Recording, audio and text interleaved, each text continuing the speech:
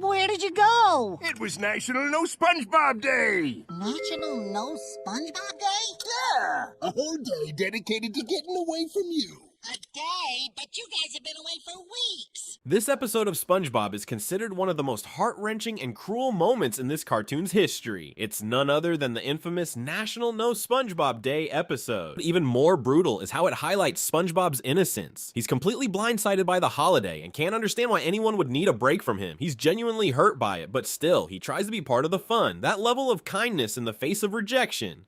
That's SpongeBob's heart of gold shining through. But man, it's painful to watch. I get that SpongeBob can be a little much sometimes, but this episode felt like a direct attack on his character. It's like the writers wanted to see how far they could push him. And honestly, that might be exactly what the writers were going for. A test of SpongeBob's unwavering positivity, but it definitely left some fans feeling like it was too much. What really stings about this episode is that it wasn't just some random town-wide event. It was a betrayal by the people SpongeBob considers family and friends. Patrick, the guy who has spent literally every day with SpongeBob, bails without a second thought.